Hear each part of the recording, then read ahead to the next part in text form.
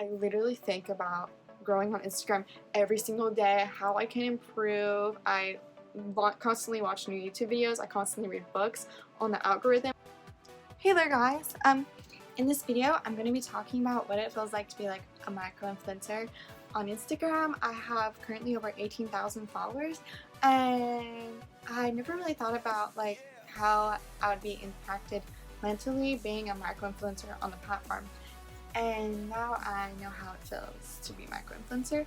So constantly, I feel like my account is not good enough.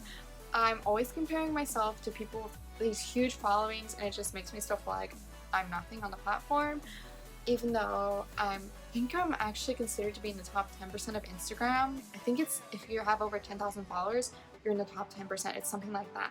So I constantly feel like I need more followers, and I just work on my social media growth every day.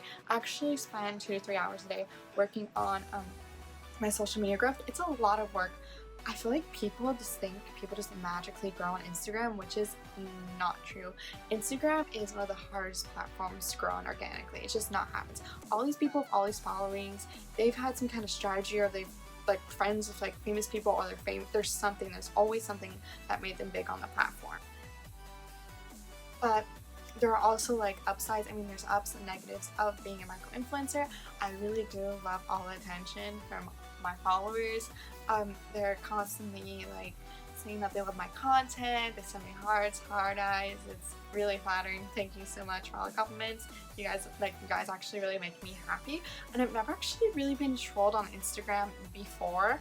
I've been trolled a bit on Twitch, but I've actually not been trolled on Instagram, which I'm kind of like shocked about. I also feel like I've gotten addicted to Instagram. So I literally think about growing on Instagram every single day, how I can improve. I constantly watch new YouTube videos. I constantly read books on the algorithm, and I'm always learning it, always testing when to post, everything. Like, I'm constantly working on it, and it just not stop, because like I can't like give up on it, because if I give up, then like everyone pretty much knows, you know. So, and I don't want to give up anyways. I cannot stop. Um, I also have a personal account, so I never like really go on my personal account anymore ever since I started this blog.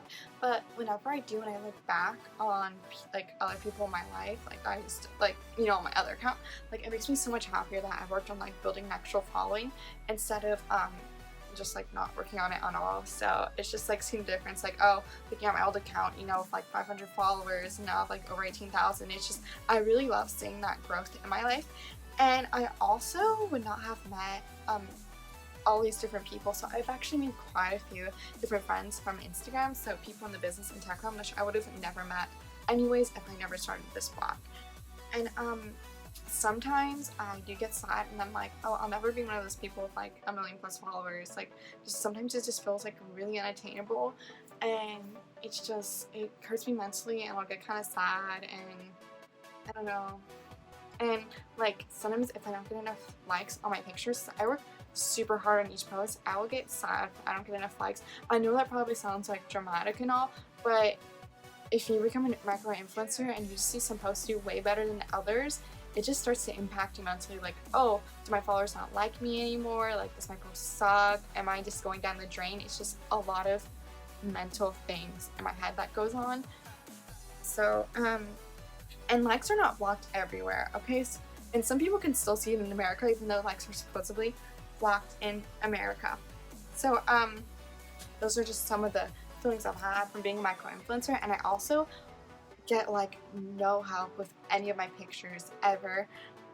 Whenever I try to get people to help me, like even my own brother, like anyone I ask to try and get help with pictures, they all act like I'm really inconveniencing them, or I'm like annoying them. So I have a monopod and a remote, and you think that people would like want to help you out with your blog, but you know, those close to you, I'm not going to name out anyone specific, but they don't. So yeah, it's just a lot of stuff to take in.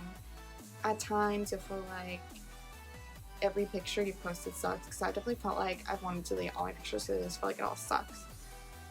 Like everything I've done on there, I sometimes just feel like sucks. It kind of just depends on my mood, and sometimes I'm like, oh, I like my posts, and sometimes I hate them. So it's just a lot of mental things. about being a micro-influencer. And sometimes people get jealous too of the following, even though it's not that big. I only have like 18,500 followers. It's really not that much, but compared to a normal person, it's a lot. So normal people will be like, and sometimes people start to act a little bit different around you too. And it's really annoying when your friends try to use you for your following. So that's happened too.